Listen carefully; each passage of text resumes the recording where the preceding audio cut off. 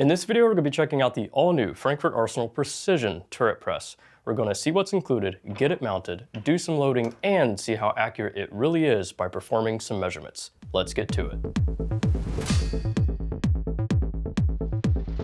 Hey there, Kyle Schultz from UltimateReloader.com. So, I've already got it out of the box, so what's included? Well, obviously you've got the turret press itself with a turret head already mounted and ready to go. You got a primer catch assembly. You've got a wall adapter for the integrated LED light, much like the Precision single stage press that I did a video on as well. You've got a 5mm hex key, you've got the press handle, instructions, a mounting template to mount it to your bench or wherever else you'd like to mount it to. And do note that Frankford Arsenal does sell spare turret heads for if or when you want to swap the turret head on this, and I'll show you how that works later on. So what I need to do next is get the press mounted to an inline fab plate, much like I did last time, get the handle installed, and I'm gonna go ahead and set up some dies so we can do some loading.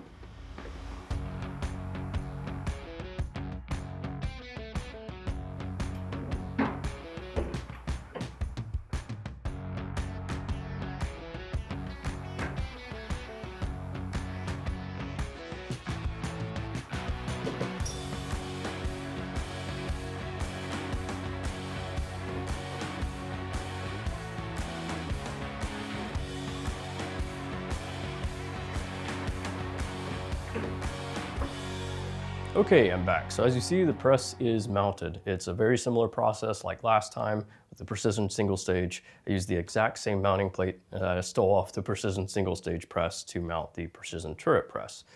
So that was pretty straightforward. Got everything mounted, bolted down.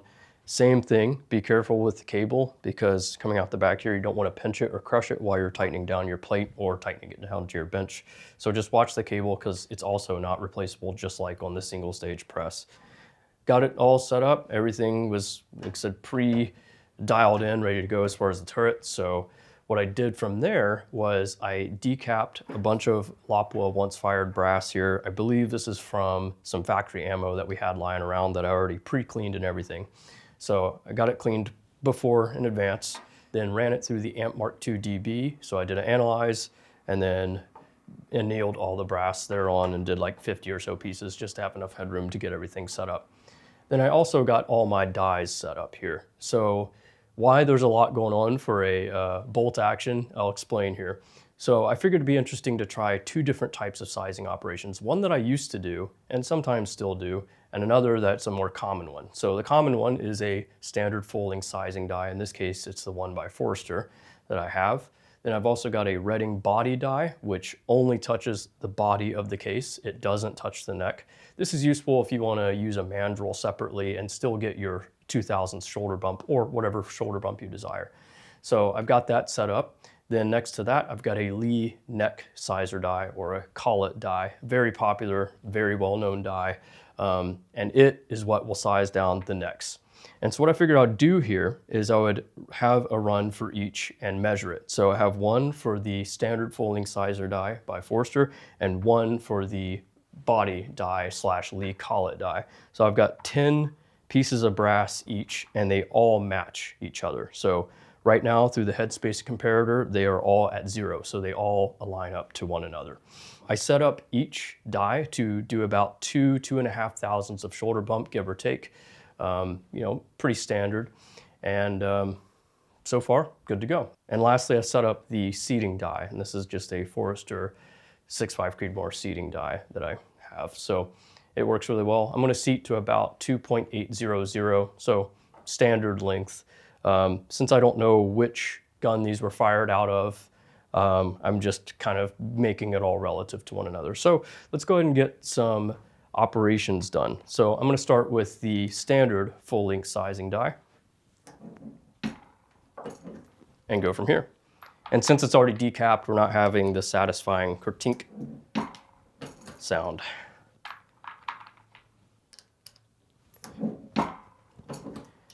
And this might not be a too standard of a setup for a turret press. You know, you probably wouldn't have two different sizing operations set up. You might have something like a crimp, especially if you're shooting something like an AR. I typically don't crimp for my bolt actions, but each their own. It's also really good for pistol, when you do have a lot more operations going on. But you could have powder charging set up and be charging some powder and then going on to your seating right away, things like that. But I figured I'd keep this kind of step-by-step operational. Now we get to switch over to our body die, and this is where the turret can be very useful, because typically I would have to do one operation with all my body sizing, swap out the die, then do the collet sizing. But this part's pretty cool. There's the body sizing, and there's the collet sizing, just like that. Now, I'm actually not too used to turret presses, so it might take me a sec to get used to the operation here. This doesn't have a handle, so you're just using the detents on the side of the turret to rotate it like so. Get that in there. Stay on track here. But everything, just like the single stage press, is very solid. It's feels very confident when I'm sizing. And this is 6.5 Creed, so it's not like crazy difficult, but definitely good leverage, just like the single stage.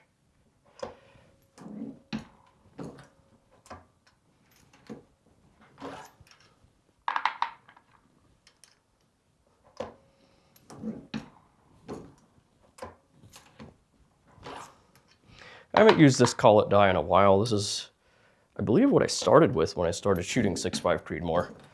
I can't really recall, but you definitely need a good amount of leverage to properly use the collet die. If you don't, like I have I started with a Lee Challenger press. Great press, but when you're using this collet die, it does tend to flex a lot. So this is feeling really solid. It's nice to just be able to quickly swap between. And of course, like I said, you could just go ahead and do some seating. But what I'm going to do now is get all of these measured with the headspace comparator, get the data punched in, and I'll be right back.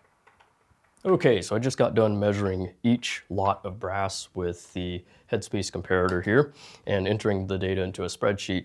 The results are very impressive. So the results for the Forrester full-length sizing operation, the standard deviation was 3/10,000ths of an inch. That is really, really good and consistent results. I was hitting my target around 2,000th. Some of them were about 1,000th and a half or so. And I'd say that I'm very happy with and I wouldn't change at all. Now, how about the Redding body die / Lee collet combo?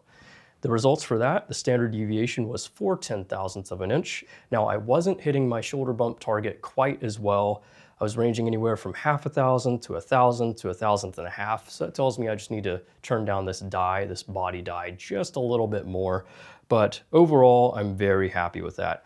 After all, I do not know which rifle this brass was fired out of. It may have been a mixed batch of brass, maybe different lots. I'm not really sure. Even though I did measure them, they could be behaving differently. But that does show that the consistency is definitely there. So I'm really happy with that. So now what we need to do is I'll need to prime all of this brass, then I'll need to throw some powder, and then after that, we can start seating some bullets. Okay, so my cases are primed. I use the Frankford Arsenal hand primer. It's just my quick go-to around here, works really well. And for charging, I decided on Vitavori N555. So I'm using 43 grains of that, and I dropped it with the Frankford Arsenal IntelliDropper 2.0 again. Got the powder calibrated and everything, so it was pretty quick and easy to get powder thrown and charged for all this.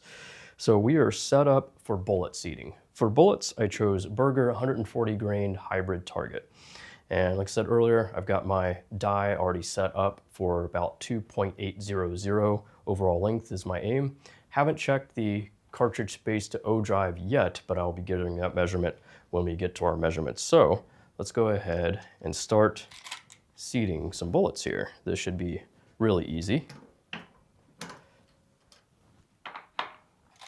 Yeah, nice and smooth. As expected, just like with the single stage press.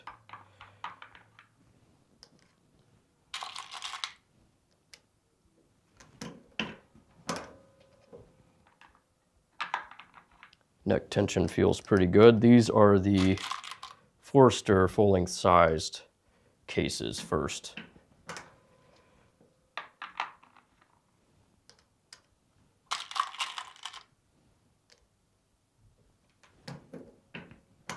Okay, that's 5 of those. Just for the sake of time, I'm going to go ahead and seat some of the Redding/Lee ones to give you a show of that, see how it looks here.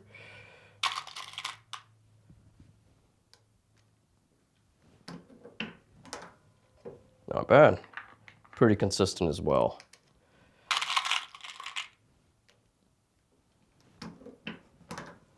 I'll get the rest of these seated off camera, and after that, I'll get all the measurements that we need.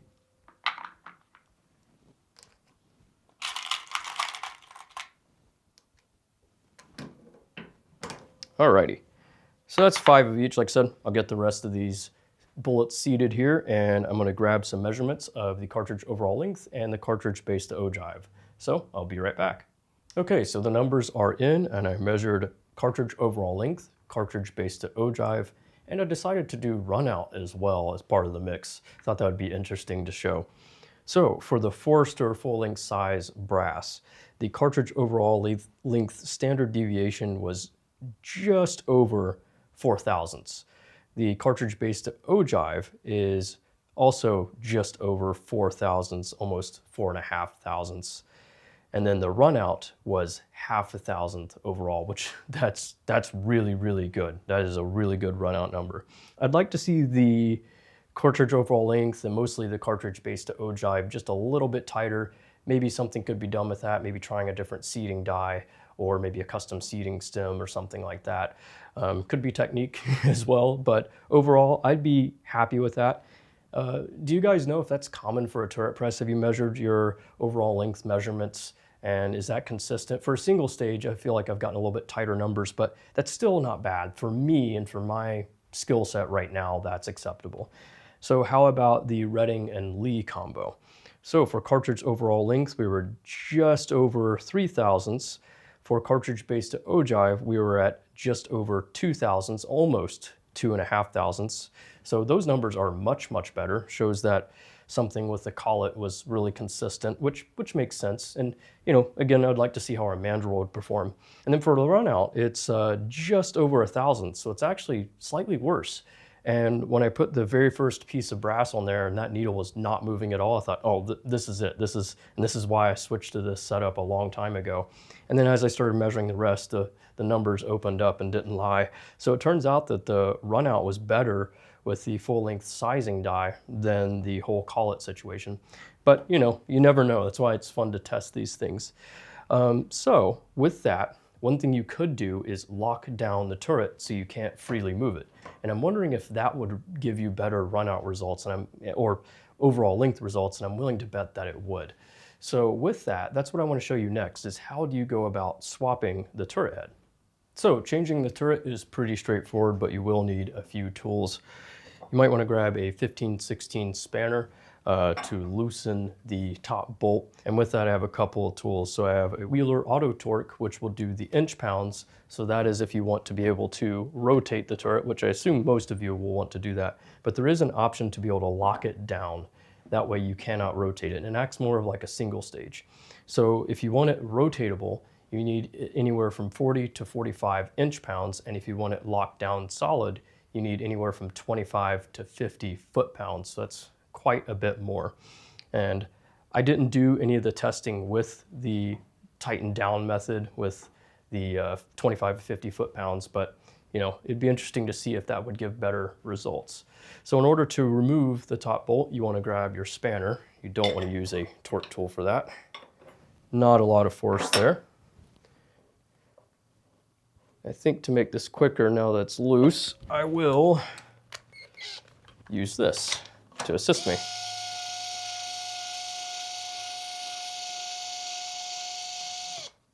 There we go. Right now I have this set to about 40 inch pounds. Let's just remove your top bolt and set that aside.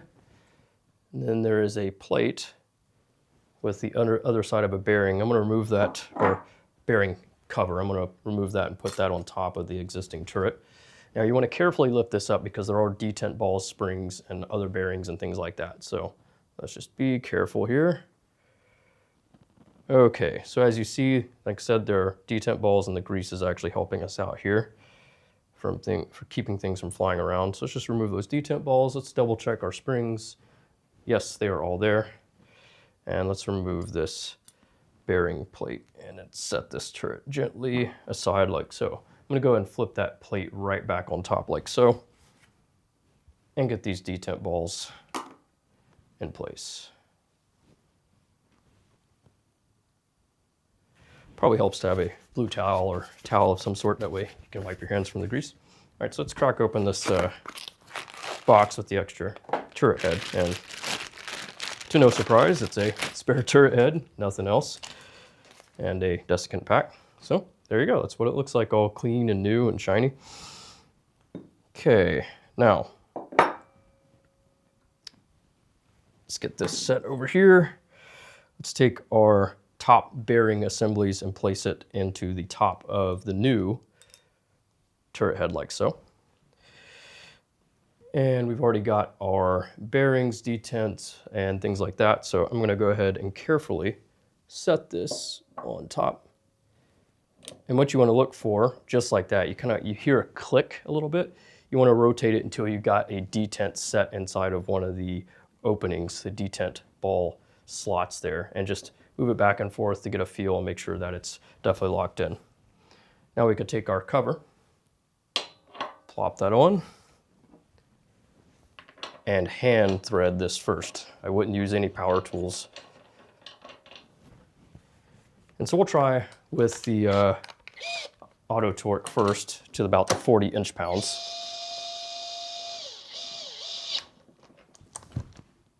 .43 is what it said, that's good.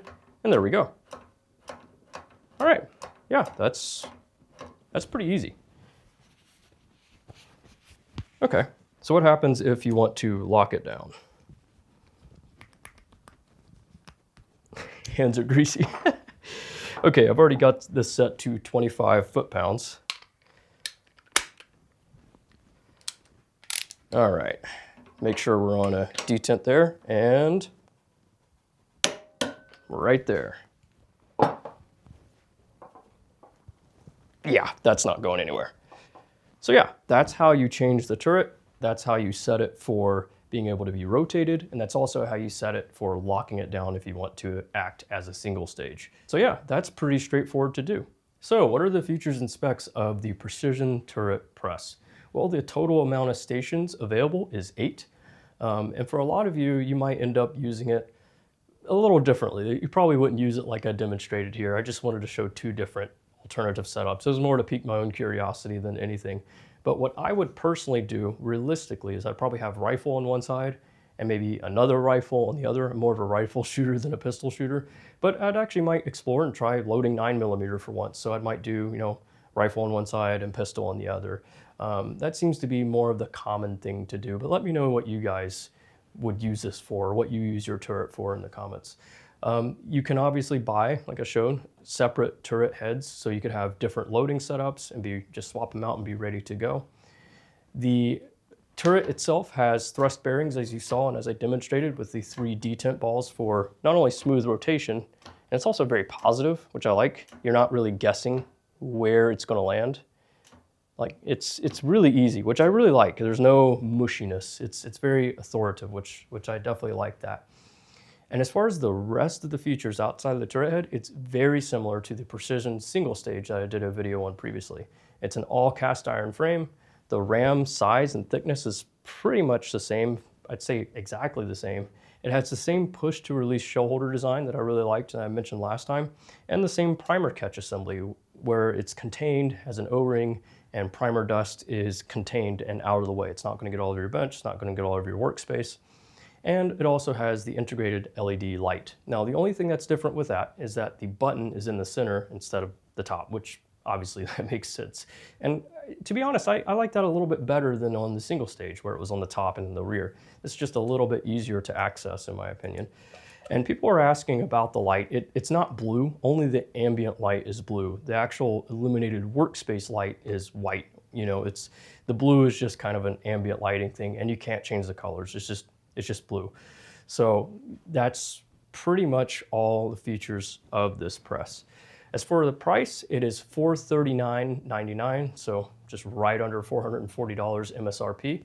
So what do you guys think? Are you going to be picking up one of these Frankford Arsenal precision turret presses? Have you used a turret press in the past? And if so, which one? And which do you prefer out of this? You know, the precision single stage or the precision turret press, or just a single stage or turret press in general? For me, I was never really a turret press guy. And to be honest, I didn't get into it. I kind of just went to the extremes. I went single stage and then right to progressive, which is, I know, it's kind of insane. So using this during this whole video, I quite enjoyed it. You know, it's been a lot of work to put this video together, getting all the measurements and everything, but during the whole time, I was really enjoying using this press. And this is honestly something I could see myself reaching for around the shop here when we need to load something, especially like pistol or just some 308 or something, anything like where we need maybe 50 to 100 rounds, which you could easily do and easily nail out on this. So yeah, what do you guys think? Are you gonna pick one up? And what do you use and what do you load? Let me know in the comments. And until next time, I will see you all later. I hope you enjoyed this video. If you're watching Ultimate Reloader on TV and want to take advantage of free resources, exclusives, and hot deals, just hold your camera phone up to the QR code, tap on the link, fill out the information, boom, you're getting Ultimate Reloader emails. Don't forget to like and subscribe. Also, we're on Facebook, YouTube, Rumble, where we've got unrestricted content, and Instagram. Make sure to follow us on all those channels. Ultimate Reloader also has a commercial solutions division serving law enforcement, the military, and the gun industry. We have some unique capabilities, including a comprehensive suite of recoil testing and evaluation capabilities, trigger profiling, and more. Thanks again for watching.